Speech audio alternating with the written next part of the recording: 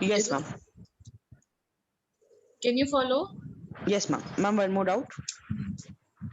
And the question is, when water at 0 degrees Celsius freezes to form ice at the same temperature of 0 degrees Celsius, then it. No, ma'am. Sorry, this was not the doubt. Yes, ma'am. The question was, when the heat is constantly supplied by a burner to boiling water, then the temperature of water during vaporization rises very slowly, rises rapidly until steam is produced, first rises and then becomes constant, does not rise at all. बेटा Ma'am, first rises, then became constant. बेटा फिर से बोलना एक बारी. Yes, ma'am. Ma'am, the question was, when the heat is constantly supplied by a burner to boiling water, then the temperature of water during vaporization rises very slowly, rises rapidly until steam is produced, first rises and then becomes constant, does not rise at all. हाँ तो तुम बताओ मुझे कि तुम्हें क्या लगा था, कौन सा स्टेटमेंट ठीक होगा? What did you think? Ma'am मैंने सेकंड स्टेटमेंट किया था. सेकंड क्यों बोला था? क्योंकि मतलब क्या रीजन होगा, कुछ सोच के किया होगा ना. Some reason, some thought process you might have applied. Yes, ma'am मैंने सोचा था मैम अगर एक बर्नर से बॉइलिंग वाटर को दिया जाता है तो पहले मतलब एक बार थोड़ा टेम्परेचर उसका बढ़ेगा स्टीम बनने तक, क्योंकि गैस में हल्का सा. कौन से क्वेश्चन नंबर की बात कर रहे हो, एक बारी बताना. Ma'am question number 7. Question number 7, एक मिनट देखना पड़ेगा. क्वेश्चन नंबर 7, ठीक है.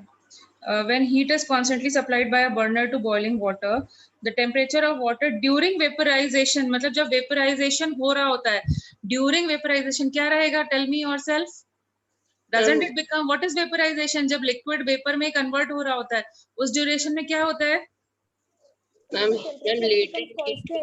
चला जाता है. हाँ तो temperature पे क्या फर्क पड़ता है? दिखता है increase? Yes, does not rise at all. Can you get it? Is it fine now? Yes, ma'am. Okay. Ma'am, please tell the second question. Second question क्या है? Ma'am, bromine vapors one. ये तो हम लोग last time भी discuss कर चुके हैं ना? No, ma'am, please discuss once again. क्या? Ma'am, please discuss once again. Ma'am, in this the option was showing wrong, I think. Bromine is going to be heavier than air. तभी वो बाहर नहीं move कर रही है ना, यही option होगा? No, ma'am, it was air is heavier than bromine. No, it is incorrect. It is incorrect. It is incorrect. वो error है paper में. और कुछ? No, ma'am. नहीं मैम, मैंने ब्रोमीन हेवियर देन एयर डाला था, मेरा आंसर सही हो गया था. मे भी कुछ ऐप में एरर होगा फिर. ठीक है अभी? Okay ma'am.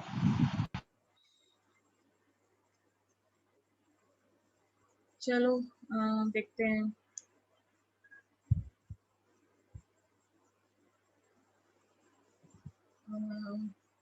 ओके तो अभी ये फिनिश हो गया, अभी सारे डाउट्स हो गए ना? Yes, ma'am. Yes, ma'am. Yes, ma'am. Okay. So, how is your school going?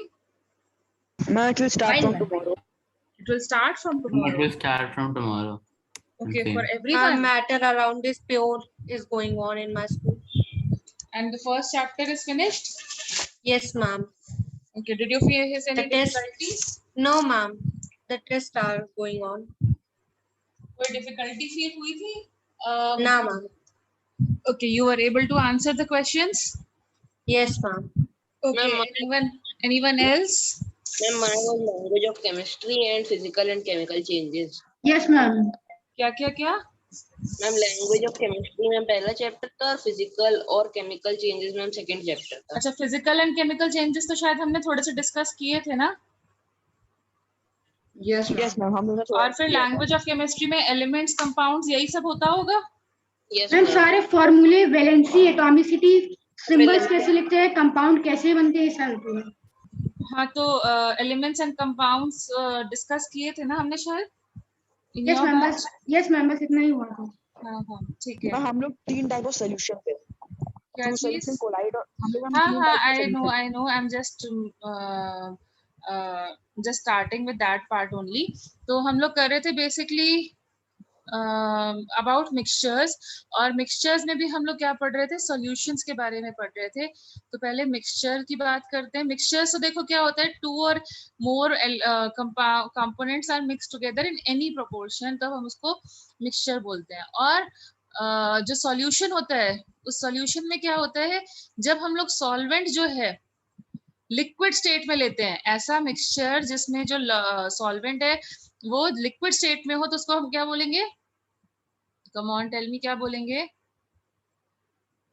क्या बोलेंगे, सॉल्यूशन। सॉइल को सॉल्यूशन नहीं बोलते हो, क्यों? क्योंकि वहां पे सॉल्वेंट सॉलिड स्टेट में है। Can you ma'am. Follow this much? Yes, ma'am. Yes, ठीक है। ma'am. अच्छा, अब मुझे बताओ टाइप्स ऑफ सॉल्यूशंस। तो देखो क्या हो सकता है, हम लोग सॉलिड को डिसॉल्व कर सकते हैं इन सॉलिड, ठीक है। फिर हम क्या कर सकते हैं, लिक्विड को डिसॉल्व कर सकते हैं in solid. Okay, this is the name of the solution, या फिर कह सकते हो नेम ऑफ द कितने तरीके के हम मिक्सचर्स बना सकते हैं। फिर क्या कर सकते हैं, गैस को डिसॉल्व कर सकते हैं, solid, gas in solid. Okay, अब क्या करें, ये कैसे Solid in सॉल्यूशंस gas. होंगे, ये होंगे हमारे सॉलिड के सॉल्यूशंस। क्यों सॉलिड के सॉल्यूशन हुए, या सॉलिड के मिक्सचर, हम इसको बोलते हैं सॉलिड सॉल्यूशन या फिर मिक्सचर्स। क्यों बोलेंगे सॉलिड सॉल्यूशन या फिर मिक्सचर, बिकॉज यहाँ पे सॉल्वेंट हर एक केस में क्या है, who is the solvent, solid है। in all the cases solid is the solvent, so these are called as solid solution. Can you get it? Yes, ma'am. So what is the solute? In this case, solid, liquid, and then gas. So can you give me one example of each also? Yes, ma'am. Ma'am, first can be alloy and soil. Yes, alloy and soil. Liquid and Then- solid can be dental amalgam. I'm dental man. Yes. And a gas and book solid book can बंद करो, book बंद करो, बिना book के बोलो। notes लिखवाए थे। Close. अच्छा, ये करवा चुकी हूँ मैं। हाँ मैम। Yes ma'am. अच्छा, ये हो चुका है about types of solids. Yes ma'am. Yes, ma'am. ठीक है, तो फिर अभी ये करते हैं। फिर देखो, जो हमारे लिक्विड सॉल्यूशंस होते हैं उनको भी हम लोग 3 कैटेगरीज में डिवाइड करते हैं।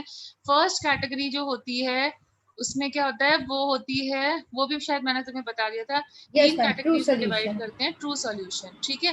ट्रू सॉल्यूशन क्या होता है, it is homogeneous solution, appear भी करता है होमोजीनियस और रियल में भी होमोजीनियस होता है।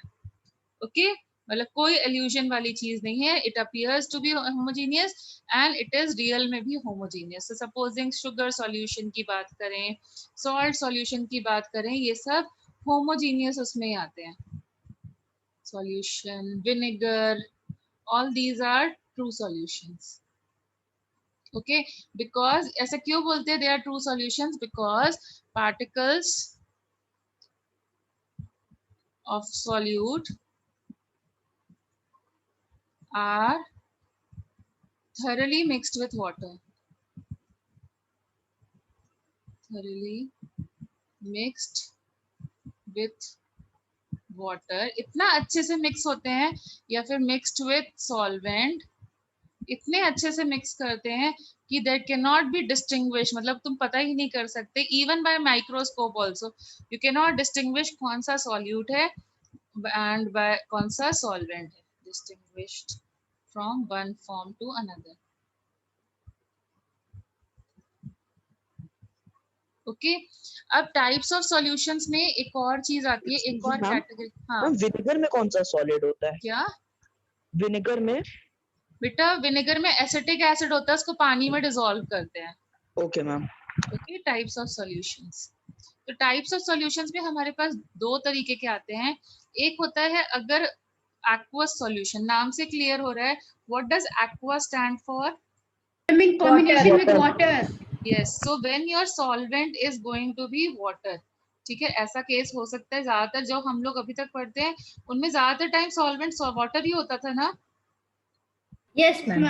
Okay, so if your solvent is water, then you call it as aqueous solution, ठीक है। और water ना is a very good solvent, okay, in fact it is called as universal solvent, क्योंकि ये बहुत सारे solutes को dissolve कर लेता है। So it is, मतलब पूरी फैमिली ही बनानी पड़ी और इसको ये बोला गया कि it is like this, ठीक है। Universal solute.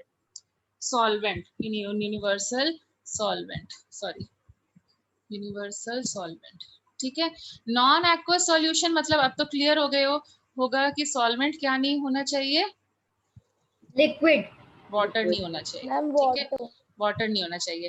तो और कौन से सॉल्वेंट्स होते हैं? तो और भी बहुत सारे सॉल्वेंट्स मैम होते हैं, इथाइल जैसे अल्कोहल। कि बेंजीन हो गया, बेंजीन इज लिक्विड में एग्जिस्ट करता है, अल्कोहल्स हो गए, okay, so all these are solvents.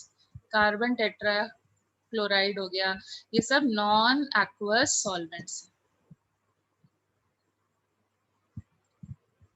Can you get it? Yes ma'am. Yes, ये ma'am. एक क्लासिफिकेशन है सॉलिड्स का। हाँ बोलो बोलो। Okay, then another way of classifying is on the basis of solubility. On the basis of solubility. ठीक है, so solubility of the solute. तो इसके बेसिस पर फिर से हमारे पास तीन कैटेगरीज आती हैं। एक होती है अनसैचुरेटेड, ठीक है, मतलब अनसैचुरेटेड क्या है? मतलब you are hungry, very hungry, very hungry, so will you start eating food or not? Will you Yes, ma'am. start eating Yes, food Yes, or not? ma'am. ठीक है, तो वही है अनसैचुरेटेड सॉल्यूशन। क्या होता है? When there is scope of more solute to be dissolved, when there is scope of more solute to be dissolved, ठीक है। जैसे हमने वाटर लिया, उसमें 1 स्पून शुगर डाला, फिर देखा दूसरा स्पून भी डिसॉल्व हो गया, तो वो कैसी कंडीशन है? मतलब अभी पेट खाली है, तो इसका मतलब वो कौन सी कंडीशन है? Unsaturated. अनसैचुरेटेड। It will फिर not. सैचुरेटेड मतलब जितनी तुम्हारी मैक्सिमम कैपेसिटी थी तुमने उतना पूरा खा लिया। मतलब जैसे किसी पार्टी में गए, शादी में गए, तुम्हारा मन का खाना आ गया, अनलिमिटेड पिज्जा था, तो तुमने अनलिमिटेड जितना खाना चाहिए उतना खा लिया, मतलब जो हार्म ना करे। सो what is saturated? What is saturated?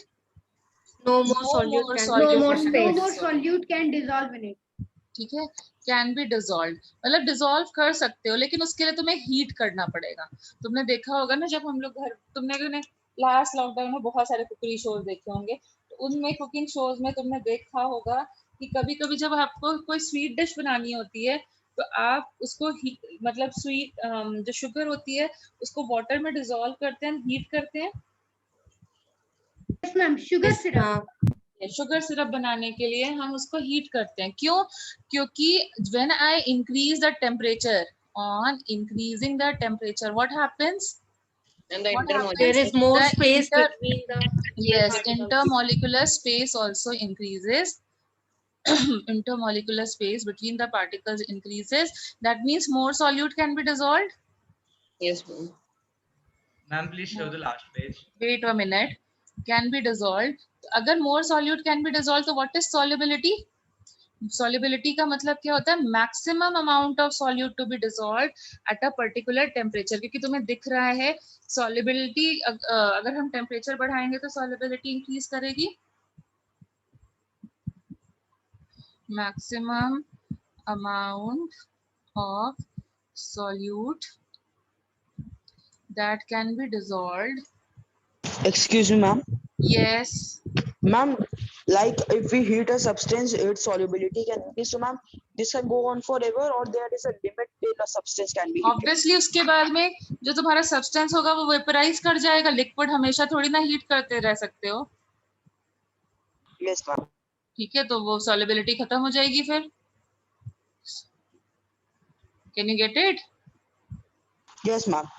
जब हम सॉल्युबिलिटी की बात करते हैं, मतलब जैसे अभी हमने बात करी, तो हो सकता है जो हमारा सॉल्यूशन है वो अनसैचुरेटेड हो हमारे टेम्परेचर पे, बट उसको अगर हम लोग किसी कोल्ड कंट्री में ले जाएं तो वो सैचुरेटेड बन जाएगा, क्योंकि सॉल्युबिलिटी जो होती है वो टेम्परेचर डिपेंडेंट होती है। Can you get my point? Yes, can you ma'am. Get it? Yes, अभी ma'am. तुम्हारे लिए अनसैचुरेटेड है, बट अगर हम उसको किसी कोल्ड कंट्री पे ले जाएंगे तो उसकी सॉल्युबिलिटी कम हो जाएगी कि नहीं कम हो जाएगी? Yes ma'am. तो कम हो जाएगी, तो हो सकता है उस टाइम पे वो सैचुरेटेड में कन्वर्ट हो जाए। ओके, मैम फिर इससे मैम क्रिस्टलाइजेशन हो जाएगा। Yes. And then last condition होती है सुपर सैचुरेटेड, मतलब तुम पार्टी में गए, जितना मन करना था पिज्जा खा लिया, लिमिटेड जितना तुम्हारे पास फंड था कर लिया। अब उन्होंने बोला कि सर इसके साथ में जितना आपने इतना अच्छा ऑर्डर प्लेस कर दिया, you are lucky customer and they give you 1 full ice cream free, तो तुम क्या करोगे? खाओगे ना उसके आगे। सैचुरेटेड के बाद अगर किसी वजह से भी तुम्हारे पास मोर सॉल्यूट आ जाता है due to any reason, then it is becoming which type of solution? A super saturated solution. Can you get my point? Yes, ma'am. Yes, ma'am. Yes, ma'am.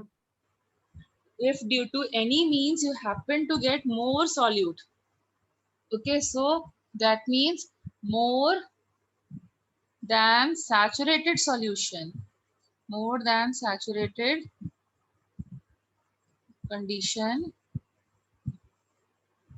if more solute is present in the solution, if more solute is present in the solution, मतलब जैसे हम लोगों को भी घर में क्या चाहिए होता है, हमें बहुत स्वीट चाहिए होता है सॉल्यूशन। तो जो सैचुरेटेड स्वीट सॉल्यूशन होता है, सैचुरेटेड, उसकी स्वीटनेस मतलब जितनी स्वीटनेस तुम्हारे को चाहिए होती है उसके कंपैरिजन में लो होती है। तो हम लोग भी क्या करते हैं, सैचुरेटेड सॉल्यूशन को हीट करते हैं। That's why you make sugar syrup like this. And on heating, what happens? Solubility increases. तो हम लोग क्या करते हैं, इसमें क्या कर देते हैं, सैचुरेटेड सॉल्यूशन के अंदर शुगर डाल देते हैं, और क्योंकि सॉलिबिलिटी तो इंक्रीज करेगी। Can you get my point? Yes, ma'am. And Yes, ma'am. again we try to make it into new saturated condition, ठीक है। So on heating solubility increase करेगी, तो यहाँ पर ज्यादा desired more sugar can be dissolved. Okay, now अब जब तुम हीट करने के बाद इसे कूल करोगे और रूम टेम्परेचर पे लेके आओगे, तो क्या हो जाएगा? सॉलिबिलिटी डिक्रीज करेगी या इंक्रीज करेगी? बोलो, सॉलिबिलिटी इंक्रीज करेगी या डिक्रीज करेगी? Ma'am, decrease. Decrease. Solubility increases. यहाँ पर क्या हो रहा है, सॉलिबिलिटी डिक्रीज कर रही है, ठीक है। तो यहाँ वाले स्टेज में क्या हो रहा है, on cooling it will decrease. तो डिक्रीज करेगी तो जितना एक्सेस सॉल्यूट है वो बाहर निकलेगा कि नहीं निकलेगा? Yes, ma'am. Excess of the solute will come out. Can you follow? ठीक है, and this is only called as precipitation. Excess of solute precipitates out. हाँ बोलो, क्या बोल रहे हो? नहीं मैम, वो आपने अभी पॉइंट बता दिया। Precipitates out. Okay, it comes out. That is called as precipitation. तुमने देखा होगा, जैसे तुम कोई मतलब मार्केट से स्वीट लेके आओ, सपोजिंग कुछ भी स्पॉन्ज वाले रसगुल्ला लेके आओ या गुलाब जामुन लेके आओ, तो फिर उसको फ्रिज में रख दो, ठीक है। Doesn't it become hard as compared to room temperature? Yes, ma'am. Yes, ma'am. होता है ना, हार्डनेस हो जाती है। मतलब कोई भी मिठाई लेके आओ और उसको फ्रिज में रख दो तो वो हार्ड हो जाती है कि नहीं हो जाती है? ठीक है, तो अब हार्ड क्यों हो रही है, देखो, ठीक है। For just a minute.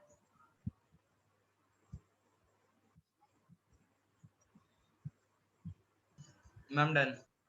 Okay, so sweet जो हम लेके आए हैं, it is made in the saturated solution, और उनको थोड़ी ना पता था तुम इसे फ्रिज में रखने वाले हो। तो this is saturated solution at which temperature? At room temperature. मतलब जो हमारी नॉर्मल कंडीशंस होती है उसके लिए उन्होंने उसके हिसाब से सफिशिएंट अमाउंट ऑफ शुगर डाली हुई है। बट अगर हम इसको कूल कर दें, on cooling what will happen? Cooling पे क्या होता है, सॉलिबिलिटी पे डिक्रीज डिक्रीज करेगी। तो डिक्रीज करेगी तो क्या हो जाएगा, स्वीट में से एक्स्ट्रा शुगर निकलना स्टार्ट हो जाएगी। Tell me. Yes, ma'am. And Yes, this ma'am. removal of extra sugar on cooling is called as what? Ma'am, crystallization. Precipitation और crystallization, ठीक है। तो ये excess sugar निकल जाएगी। अब ये एक्सेस शुगर ऑब्वियसली तुम्हारे फूड के ऊपर डिपॉजिट होगी, तो फूड के ऊपर शुगर डिपॉजिट होगी, that's why it is food becomes harder. Can you get it? You sometimes तो अगर डार्क कलर की मिठाई होती है तो एक वाइट कलर की एक छोटी सी लेयर भी दिखती है, Yes, ma'am. ठीक है। और अब समझ में आ रहा है क्यों दिखती है वो लेयर, ठीक है। Yeah. अब इसको तुम वापस से छोड़ दो, तो Ma'am, it after is like sometimes what will happen, it will again get back to room temperature or not? Yes, ma'am. Yes, ma'am. तो if it again gets back to room temperature, मतलब heating हो जाएगा, so what will happen, जो excess sugar है वो वापस dissolve हो जाएगी कि नहीं? Yes, ma'am. Yes, ma'am. क्योंकि उसको उसकी solubility ज्यादा है तो जो excess sugar है वो dissolve हो जाएगी. Okay, there will be again no precipitate formed. तो यही होता है मिठाइयों में. Can you get it? Yes, ma'am. Okay.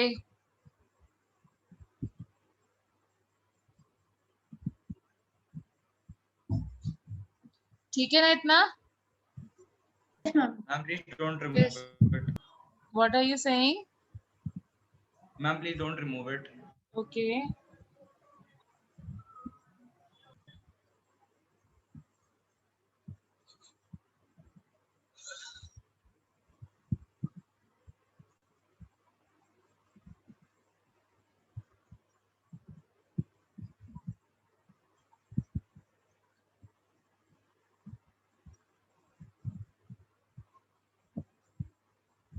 Ma'am, now you can remove it. Okay.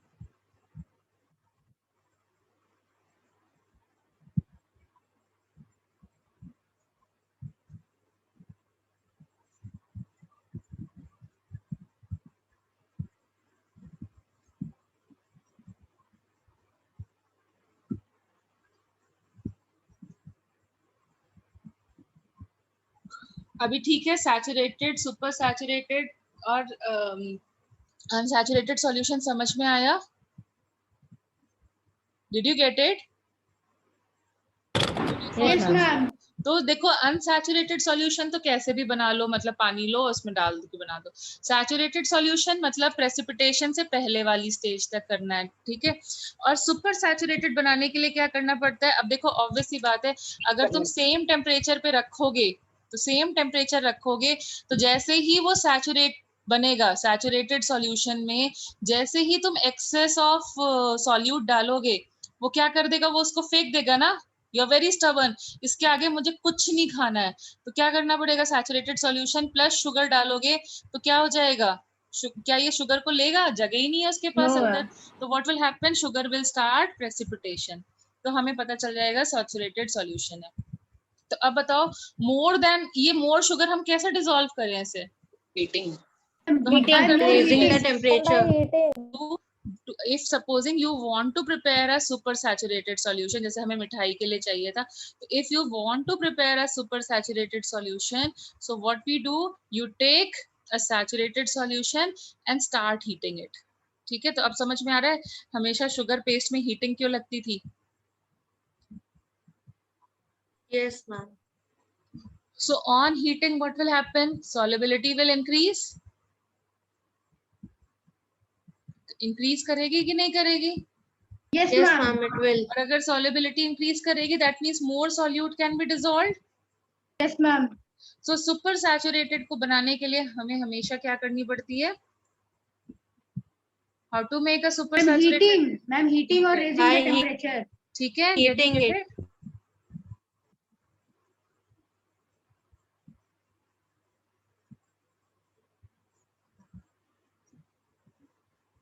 Is it fine till here? Yes, ma'am. Yes, ma'am. Yes, ma'am. Okay, can be dissolved. Hence the solution at this temperature will become super saturated.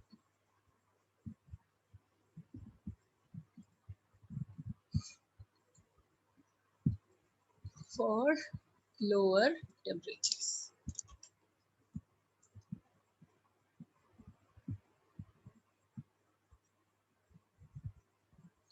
ठीक है इतना? अच्छा अब मुझे बताओ which is a convenient unit to measure mass. mass हमारा जो solute है वो दो तरीके से है. तो what is the convenient unit to measure Ma'am, mass? grams. Ma'am, grams. Yes. तो solids का हम लोग जनरली क्या मेजर करते हैं? मास या फिर Ma'am, वॉल्यूम? mass या फिर volume. सब्जी लेने जाते तो हम बोलते हैं ना 1 kg दे दो, 2 kg दे दो, instead of you don't say 2 ml दे दो. ठीक है. तो सॉलिड्स का क्या मेजर करना इजी होता है? मास. Mass. ठीक है. और फ्लूइड्स का, फ्लूइड्स मतलब लिक्विड या Volume. गैस, तो उसका क्या मेजर करना इजी होता है? Volume.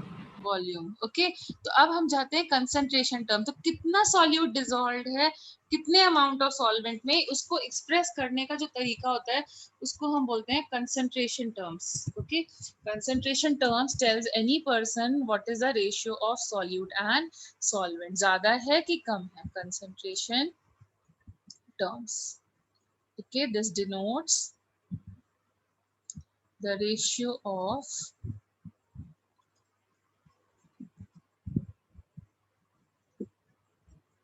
solute and solvent in the solution. Okay, that denotes the ratio of solute and solvent in the solution. Okay, so अब इसको कैसे एक्सप्रेस किया जाता है? तो बहुत तरीके हैं इसको एक्सप्रेस करने के लिए, उसमें से एक तरीका होता है परसेंटेज के हिसाब से एक्सप्रेस करना। Okay, they you can express them as the form of percentage. तो जैसे for example they say like percentage by mass, they say like percentage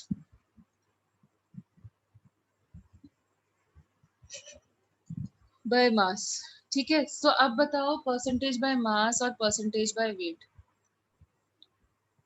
और कुछ लोग इसको ऐसे लिखते हैं weight by weight percent. Okay, इस वे में अलग अलग वे में रिप्रेजेंट किया जाता है। तो what does weight by weight percent?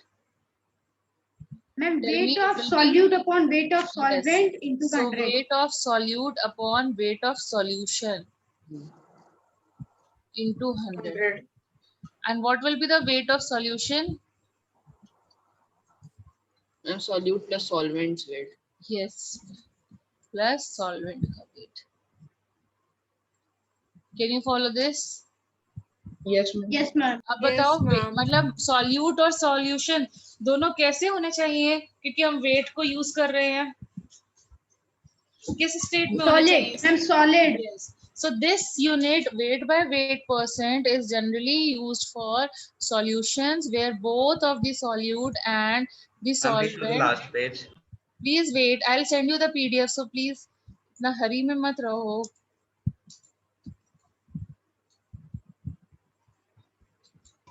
Ma'am, done. Okay, fine.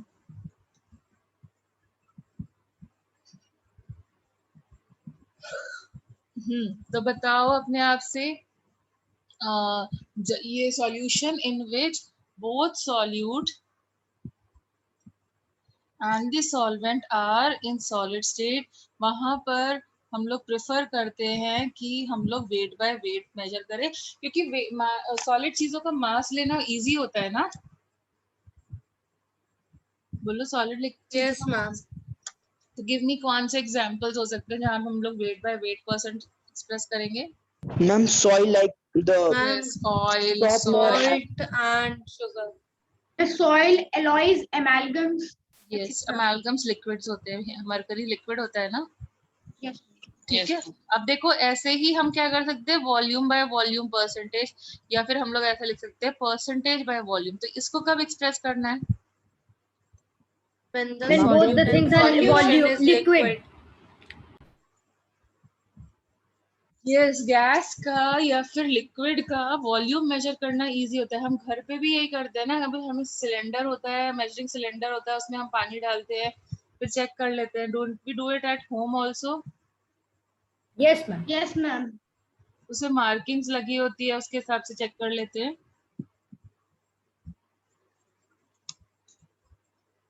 Can you Yes, recall? Yes, ma'am. Yes, ma'am.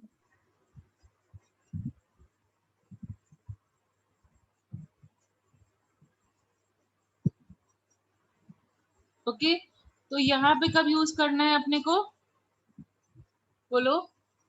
And when there is the both solute and solvent are Yes, liquid. liquid in liquid solution. Okay, जैसे कि vinegar जो होता है ना हम घर पे use करते हैं, it is 8% acetic acid. Vinegar is 8% acetic acid. Gases, in gases we can also. Yes, so जैसे फॉर एग्जांपल क्या है, 8 ml acetic acid is dissolved in 100 ml of solution. Can you get it? Percentage का मतलब यही होता है ना, Yes, ma'am. 100 ml solution. Okay even जैसे तुम्हारा जो तुम सैनिटाइजर लेके आते हो उसमें भी लिखा होता है, तो सैनिटाइजर्स में भी लिखा होता है कि it is like 70% alcohol. 70% alcohol तुम्हारी जो कफ सिरप्स है उन सब में देख सकते हो, ऐसे ही लिखा होता है। That means 70 ml of you can say alcohol is dissolved in 100 ml of solution. Okay, can you follow this? Yes, ma'am. Yes, ma'am. Okay, then comes the next thing. Ma'am, Yes. ma'am, you have written 8% acetic acid in 100 ml of solution. Ma'am, which kind of solution? अरे भाई acetic acid को पानी में डालोगे तो फिर क्या हो जाएगा? Aqueous solution. अब ठीक है, Yes, ma'am.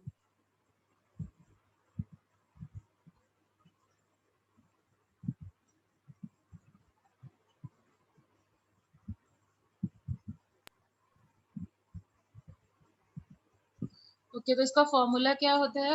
Volume of solute upon volume of solution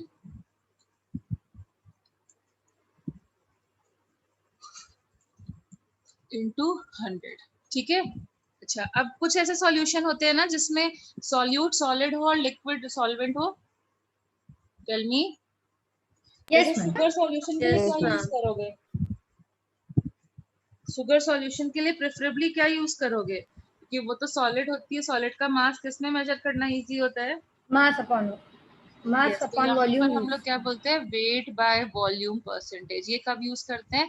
when the solute का मास निकालना इजी हो, solute is solid and volume and solvent is liquid. समझ में आया कब यूज करते हैं? यस तो वेट बाय वेट परसेंटेज क्या हो जाएगा? Weight of solute upon volume of solution into 100. Can you get all the concentration terms? Yes, ma'am. कब Yes, कौन सी ma'am. यूज करनी पड़ेगी? अगर क्वेश्चन में नहीं दिया होगा तो भी हम कर पाएंगे ना अब? यस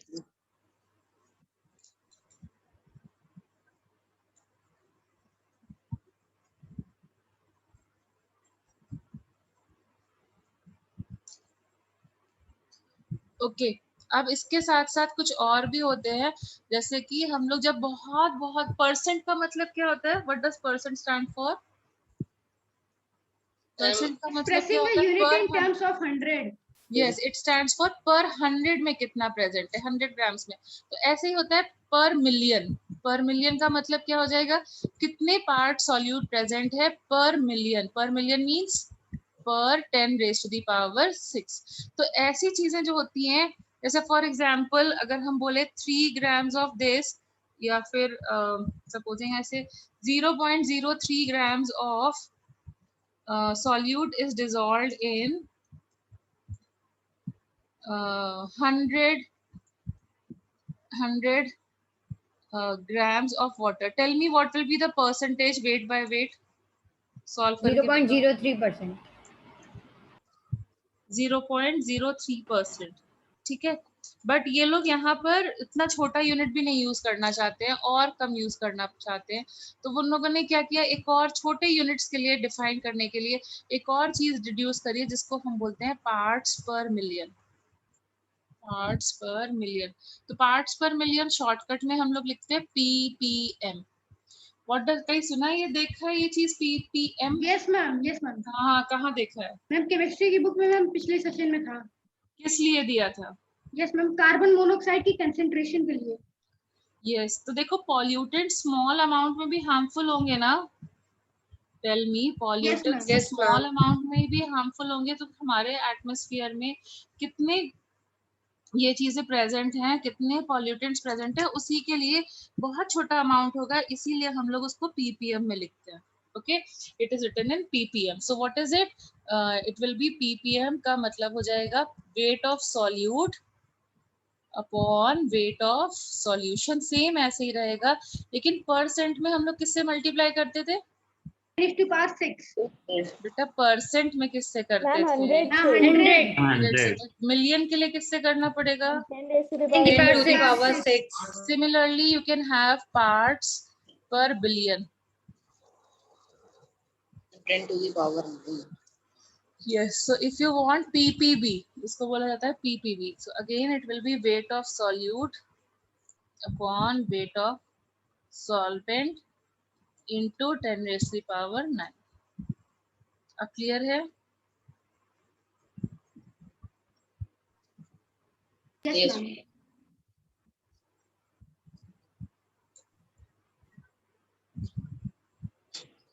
ओके, तो सैचुरेटेड अनसैचुरेटेड सब समझ में आया?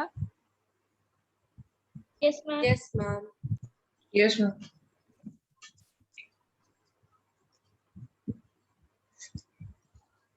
अगर एयर का परसेंटेज मेजर करना हो तो सोल्यूशन में हाँ, तो कैसे मेजर करोगे बताओ? एयर क्या है, सॉलिड, लिक्विड या गैस? Gas Yes. कैसे Volume measure upon करेंगे? volume. Volume. Volume upon volume. ठीक है, दैट्स व्हाई यू से कि air contains 79% of nitrogen and 21% of oxygen. तो ये किसका है? By volume. मतलब अगर तुम 100% एयर लेते हो तो उसमें 79 ml जो है वो तुमको नाइट्रोजन का मिलेगा और बाकी 21 ml के आसपास ऑक्सीजन का मिलेगा.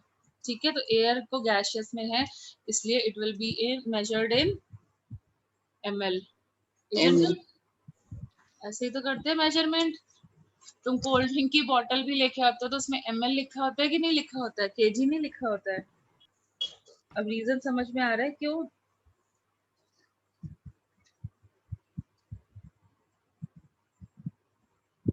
Can you follow the reason now? Yes, ma'am. Yes, ma'am. Yes, ma'am. अब इसमें सबसे ज्यादा अच्छा जो चैप्टर का पार्ट है वो होती है कोलॉइड्स के बारे में स्टडी करना. कोलॉइड्स. ठीक है, तो कोलॉइड्स क्या होता है? अब इसमें क्या प्रॉब्लम है? सॉल्यूशन, मतलब देखो क्या प्रॉब्लम है ये देख लेते हैं. तो देखो 3 तरीके के सॉल्यूशंस होते हैं, ये तो मैंने लास्ट क्लास में ही तुम्हें बता दिया था. कौन कौन से? True solution, collide, Colloid and suspension. True suspension, solution, then colloids and then suspension. And suspensions. ठीक है, ये 3 तरीके के सॉल्यूशन होते हैं. अब जो ट्रू सॉल्यूशन होता है मैंने बोला था ये होता है पूरी तरीके से homogeneous. If you can recall, yes ma'am. Yes, ma'am. ये क्या होता है? हेट्रोजीनियस. Heterogeneous. और ये हेट्रोजीनियस होता है बट अपीयर कैसे होता है? होमोजेनियस. Homogeneous. Appears homogeneous.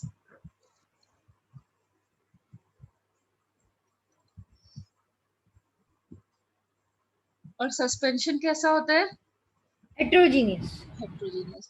तो प्रॉब्लम क्या आती है मैं तुम्हें बताती हूँ. प्रॉब्लम ये आती है कि यहाँ पे जो पार्टिकल साइज है ट्रू सॉल्यूशन का इतना स्मॉल है कि it easily adjust inside the intermolecular spaces. पता ही नहीं चलता है, आराम से जाकर के एडजस्ट कर जाता है. तो ट्रू सॉल्यूशन, हाँ बोलो. मैम लेस देन माइक्रोन होता है ना इसका पार्टिकल साइज. हाँ, तो मतलब मुझे कंप्लीट करने दोगे तभी तो मैं बता पाऊंगी ना. Okay, so it is what? Particle size is less than 1 nanometer. This is nanometer. You know 1 nanometer is equal to what? जो 10 छोटे to power particles minus होते हैं, 9 meter. जो छोटे particles होते हैं उनके लिए हम लोग नए units यूज करते हैं. 1 picometer is equal to 10 to the power minus 6. 12. Okay, 12. Sorry, सुन 6 लिया था इसलिए. Then there is micron. 1 micron is equal to, इसको ऐसे म्यू से लिखते हैं, 10 raised to the power minus 6. -6 meter. अब क्लियर हुआ? छोटे वैल्यूज को हम लोग अलग अलग यूनिट्स में यूज करते हैं. जब हम लोग मिलीमीटर से भी छोटा चला गया ऐसे यूज कर रहे हैं.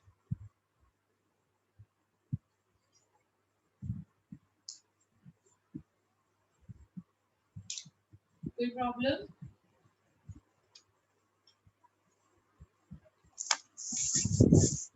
कोई problem?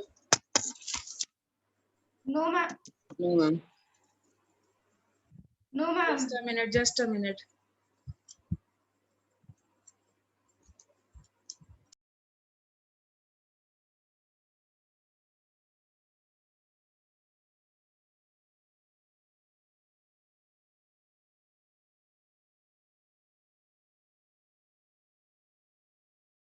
Fine. So, see. But ma'am, some children are not in the class. Okay, just 1 minute.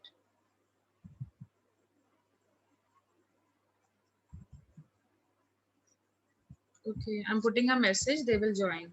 Okay, now see इसमें क्या हो जाता है, यहाँ जब हमारा कोलॉइडल सॉल्यूशन बनता है तो कोलॉइडल सॉल्यूशन के केस में जो पार्टिकल्स का रेंज होता है, so it becomes from 1 nanometer to around, ma'am मेरी बुक में मैम माइक्रोन दिया था, हाँ तो नैनोमीटर नहीं। बेटा कन्वर्ट कर लेना माइक्रोन, अभी मैंने तुमको सारे कन्वर्जन बता दिए ना, कन्वर्ट कर सकते हो ना, ठीक है, is it fine? Yes ma'am. greater than 100 nanometers, it is greater than 100 nanometers. तो हो क्या रहा है प्रॉब्लम, जब हमारा ट्रू सॉल्यूशन मतलब ये बहुत छोटे साइज में है, तो अभी यहाँ पर क्या होता है ट्रू सॉल्यूशन के केस में इंटरमॉलिक्यूलर स्पेस ज्यादा है और ये पार्टिकल छोटे साइज के, तो वो इजिली छुप जाते हैं, and that's why they are called as true solutions. Can you get my point? Yes, ma'am. They adjust ma'am. in the intermolecular spaces. They are just in the intermolecular spaces, and and they make a homogeneous mixture. ठीक है, अब यहाँ पर क्या होता है, जब हम कोलॉइडल की बात करते हैं तो particle size of the solvent and the solute they are same. Now can you explain again what the zeros that you are drawing? Actually, I joined a little. इसमें क्या होता है, जब हम ट्रू सॉल्यूशन की बात करते हैं तो पार्टिकल साइज जो होता है सॉल्यूट का, साइज ऑफ सॉल्यूट जो होता है वो सॉल्वेंट से काफी छोटा होता है, इसलिए उसकी इंटरमॉलिक्यूलर स्पेसेस में सॉल्यूट जाकर के छुप जाता है. ये सॉल्यूट है और ये सॉल्वेंट है. Can you get it now? Yes, ma'am. अब यहाँ पर क्या होता है, दोनों का पार्टिकल साइज अप्रोक्सीमेटली सेम होता है, अप्रोक्सीमेटली सेम होता है, ठीक है, अप्रोक्सीमेटली सेम होता है, इस वजह से ये दोनों ऐसे मिक्स हो जाते हैं, ठीक है. बट ये जो सॉल्यूशन बनता है वो कैसा बनता है, हेट्रोजीनियस बनता है, क्योंकि स्पेस में नहीं जाते हैं, ऐसे आराम से दोनों मिक्स से पड़े होते हैं. और फिर सस्पेंशन के केस में क्या होता है, सस्पेंशन के केस में क्या होता है, सॉल्यूट का जो साइज होता है वो सॉल्वेंट के साइज से बड़ा होता है, ठीक है, तो वो इंटरमॉलिक्यूलर स्पेस के बीच में जा सकता है क्या? No, No, ma'am. ma'am. Never. It can not adjust, ठीक है. और दूसरा क्या होता है, अगर पार्टिकल का साइज बड़ा हो जाएगा तो ग्रेविटी भी काम करेगी कि नहीं? Rare कहाँ चला गया? तो gravity acts on the particles and they settle down, ये सेटल डाउन हो जाते हैं. इस सेटल डाउन को हम लोग क्या बोलते हैं, precipitation. It is called as precipitation. Can you follow? Can you follow now? Yes, ma'am. Yes, ma'am.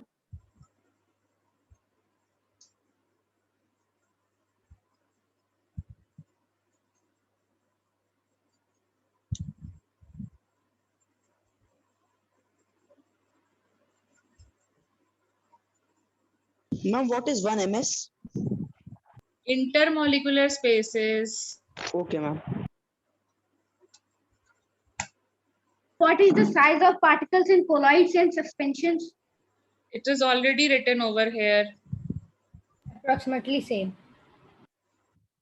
Okay. Yes, ma'am. To 100. Greater than 100.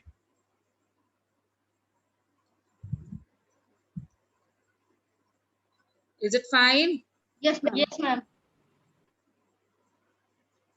तुम्हारी बुक में माइक्रोन मतलब अलग अलग वे में दिया होगा, तो उसमें हम लोग कन्वर्जन्स लगा सकते हैं.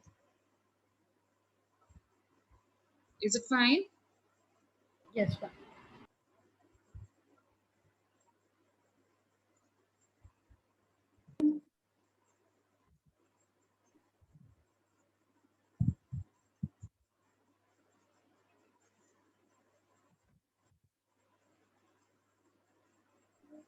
Is it fine? Yes, ma'am. ठीक है. अब पार्टिकल साइज सेम होने के कारण what happens is, particle size same होने के कारण जब कोलॉइड्स की बात करी जाती है, 1 मिनट,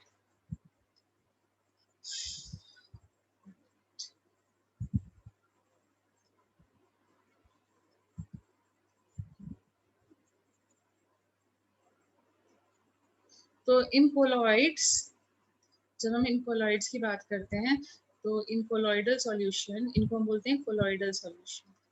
इसको हमें बहुत अच्छे से पढ़ना है पूरे चैप्टर में। Okay, so in colloidal solution what happens is, because the particle size is, मतलब क्या है, मॉडरेट है। मॉडरेट है ना, ट्रू सॉल्यूशन की जैसे छोटा है और ना सस्पेंशन जितना बड़ा है, because the particle size is moderate level, moderate. ठीक है, अब मॉडरेट होने की वजह से क्या हो जाता है, इतना स्मॉल, अभी भी इतना स्मॉल है कि ग्रेविटी इसके ऊपर काम नहीं कर पाती। मतलब अभी इसका स्मॉल है, मतलब not like true solution, but फिर भी स्मॉल है, that gravity can not work on it, gravity can not act on it. So अगर ग्रेविटी नहीं एक्ट करेगी तो ये क्या होगा, they will keep on floating और not. Yes, ma'am. So particles, they keep on floating. The solute particles, they keep on floating in solvent. Float in solvent. And that is the reason the solute particle does not show precipitation. Can you get my point? That is the reason. That is, they do not precipitate. Example याद है, milk, blood, air, precipitate दिखता है क्या? No. Do you get precipitates, कोई settle करते हुए दिखती है? बहुत बहुत बहुत देर तक जब तुम रख देते हो तब मिल्क में सेटलिंग दिखती है। वो इसकी वजह से नहीं दिखती है, वो एक अनदर प्रिंसिपल होता है जिसको हम बोलते हैं कोआगुलेशन। बट वैसे कोलॉइड्स कभी भी सेटल डाउन नहीं करते हैं। ब्लड, अगर ब्लड सेटल डाउन करने लग गया तो पता चलेगा सारा का सारा ब्लड जो है हमारे पैरों पे चला जाएगा ड्यू टू ग्रेविटी, लेकिन it does not happen like this ना। सारे आरबीसी, डब्ल्यूबीसी सब देखो नेचर ने ऐसा बनाया है ना कि ऐसी चीजें Yes, ना ma'am. हैपन करें। Okay, so all these are examples of colloids. Even देखो डस्ट इन एयर, क्या वो सेटल डाउन होती है? छोटे छोटे पार्टिकल्स नहीं सेटल डाउन करते हैं, वो फ्लोट कर रहे होते हैं। ठीक है, वो फ्लोट ही कर रहे होते हैं। तो वो क्या बना रहे हैं, which type of solution? And colloidal solution. We can also give example of jam of and jam. jam. Yes, you can give various examples later on. ठीक है, तुम्हारा सॉस वगैरह ये सब कोलॉइड्स ही है। Okay, Ma'am, will starch in water also come under this? be louder, I can't listen. Ma'am, starch in water. Yes, that is also a colloidal solution. Okay, ma'am. Okay, तो वो इतने particle छोटे होते हैं कि उनके ऊपर ग्रेविटी काम नहीं कर पाती और इसीलिए वो फ्लोट कर रहे होते हैं। बट इसका मतलब ये नहीं है, यू कैन डिस्टिंग्विश, मतलब अगर बहुत अच्छा माइक्रोस्कोप लोगे तो you can distinguish that this is the solute and this is the solvent. So it is what is it? Heterogeneous. Yes, so if we see under microscope, but naked eye में हमें नहीं समझ में आता, ठीक है, naked eye में दिक्कत है, but if you see it under microscope, even तुमने देखा होगा जब you know एक लाइट की बीम आ रही होती है तो तुम्हें डस्ट के पार्टिकल्स दिखते हैं छोटे छोटे मूव होते हुए randomly। Yes, ma'am. ठीक है, तो मतलब इवन हम sometimes under you know influence, तो अब वो देखो जब डस्ट पार्टिकल्स दिख रहे होते हैं ऐसे मूव करते हुए तो तुम्हें क्या दिखता है, इट इज होमोजीनियस और हेट्रोजीनियस? Heterogeneous. हेट्रोजीनियस। Homogeneous. कहाँ से होमोजीनियस का मतलब क्या होता है बेटा? Ma'am, they are firmly mixed. Sorry, ma'am. It will be properly heterogeneous. Mix ना, मतलब हर Yes, जगह ma'am. एक जैसा होना चाहिए। लेकिन जब तुम उसको डस्ट पार्टिकल को देखते हो एयर में, क्या हर जगह एक जैसा रहता है? No, ma'am. नहीं, तो होमोजीनियस हुआ या हेट्रोजीनियस हुआ? Ma'am, heterogeneous. हेट्रोजीनियस। बट हमारी आईज इतनी सेंसिटिव नहीं होती हैं, ठीक है, heterogeneous. That means you can distinct the solute and the solvent. तुम एयर और डस्ट पार्टिकल को डिस्टिंक्ट कर पाते हो कि नहीं कर पाते हो? Yes, ma'am. इसीलिए तुमने बोला heterogeneous. Okay, but appears homogeneous through a naked eye, appears homogeneous क्योंकि हमारी आईज उतनी ज्यादा सेंसिटिव नहीं है। Homogeneous to naked eye. Is it fine? Is it fine?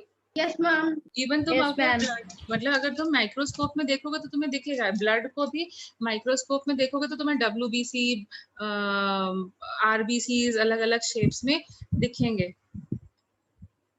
Okay, but हमें जब हम वैसे देखते हैं नेकेड आई से तो हमें कैसा दिखता है?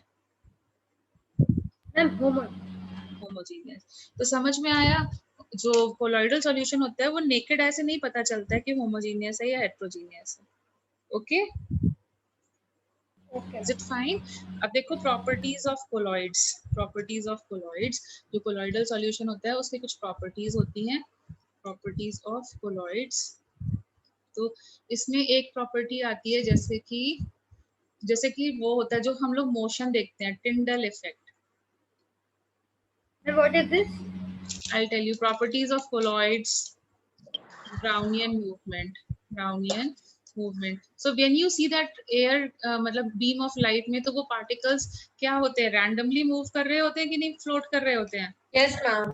ठीक है, एंड उनके ऊपर ग्रेविटी का इफेक्ट नहीं होता, क्योंकि अगर ग्रेविटी का इफेक्ट हो रहा था तो सारे पार्टिकल्स नीचे गिर रहे होते, बट वो ऐसा नहीं होता ना, नीचे गिर रहे होते हैं, they are not falling down ना। Yes, ma'am. ठीक है, so this random movement of particles और solute particles, random movement, please अपने आप को म्यूट में कर दो, random movement of solute particles. और ये पार्टिकल इस पार्टिकल के पास क्यों जा रहा है, क्योंकि ये तो उसको अट्रैक्ट कर रहा होता है। ठीक है, so this random movement of not influenced by gravity, इसमें ग्रेविटी का कोई काम नहीं होता, ये आराम से फ्लोट कर रहे होते हैं, नॉट इन्फ्लुएंस्ड बाय ग्रेविटी। सो ये जो रैंडम मूवमेंट होता है, ये पहली बार एक साइंटिस्ट जिसका नाम रॉबर्ट ब्राउन था उसने दिया था, उसको हम लोग बोलते हैं ब्राउनियन मूवमेंट। और इसी वजह से क्या होता है, इस ब्राउनियन मूवमेंट की वजह से जो पार्टिकल्स होते हैं सॉल्यूट के, वो कभी भी क्लस्टर नहीं होते, क्योंकि जब वो क्लस्टर होंगे तो क्या हो जाएंगे, वो हेवी हो जाएंगे। जब बहुत सारे सॉल्यूट पार्टिकल्स एक साथ इकट्ठा हो जाएंगे, they will become heavy, and if they become heavy तो फिर क्या हो जाएगा, ग्रेविटी काम करने लगेगी कि नहीं? If it will become heavy, gravitational force will become effective or not? Yes, ma'am. फिर वो precipitate हो जाएंगे। ठीक है, तो because of this random movement only, okay, इसका advantage क्या है, इस random movement का, इस random movement का advantage क्या है? Because of this random movement, what happens? Particles do not collect together. They are not able to collect together, and because they are not getting collected together, so they are not heavy and gravity does not act on them. तो colloid ही रहता है, gravity does not act on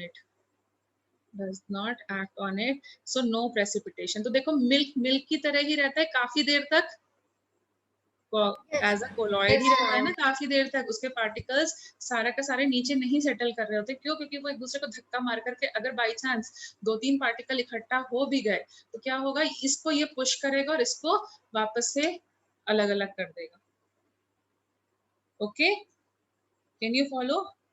Yes, ma'am.